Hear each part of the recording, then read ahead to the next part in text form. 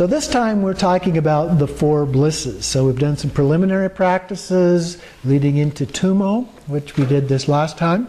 And now we use a similar pattern in this next practice for these four blisses. And there are different forms of this, of course, out there. There are a variety of ways of doing the four blisses. So this is just one of those ways.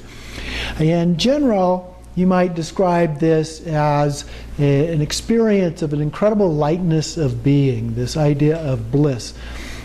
This is a little bit different than the kind of bliss when you fall in love with somebody or those kinds of things.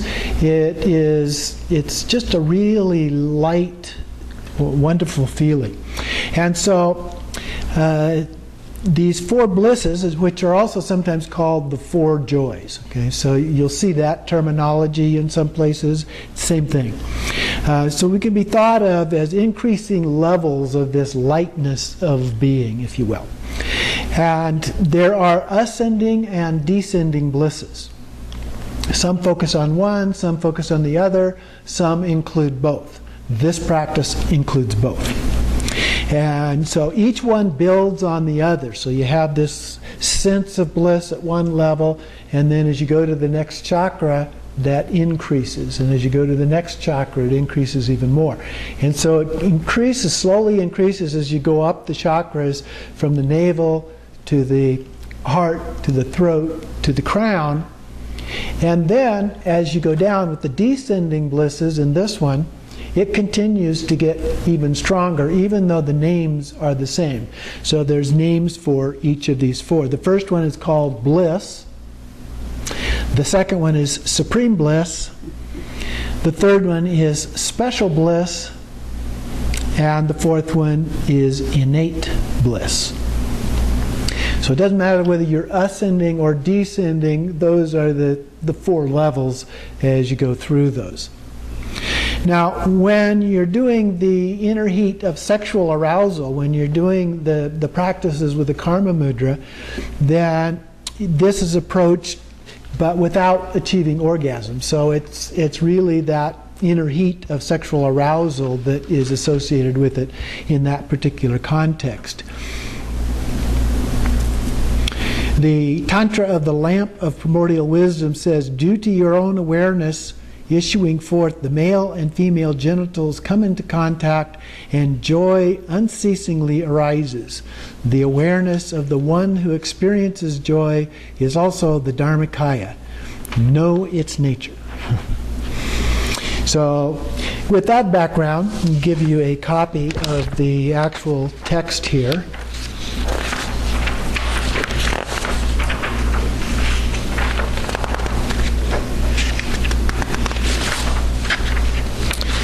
And we'll go through that and then we'll actually practice it. So, like the others, fitting the same pattern, we begin with our intention, whatever that happens to be, to benefit beings or some other personal intention.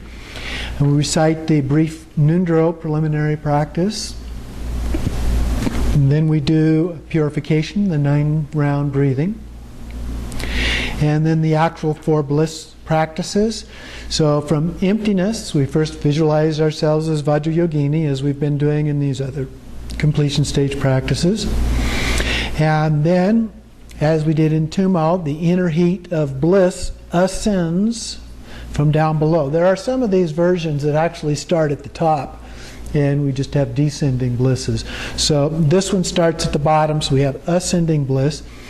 And so it melts the white drop at the crown, and then it descends in the central channel, and then down to the tip of the jewel, it's called, the sex organ.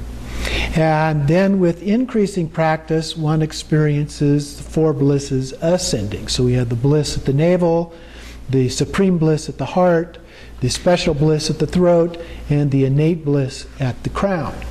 And then on the descending end, they have the same blisses aroused as the white drop then melts and descends to the throat, heart, navel, and then continues on to the tip of the sex organ, but without orgasm. And so then we begin again at that level. So we repeat that as often as, or as many times as we need to, with increasing levels of bliss, and then just hold the vital energies at the tip of the sex organ until stability arises. So you do that up and then back down, and then just hold it. And if you have some problem holding it, then you just go ahead and you repeat that up and back down again. Okay? And again, then you just hold it at that level. So each time up and down, then you just hold that as innate bliss at that level. And then once you've done as much as you can with that, given the time that you have, then of course we dedicate the merit.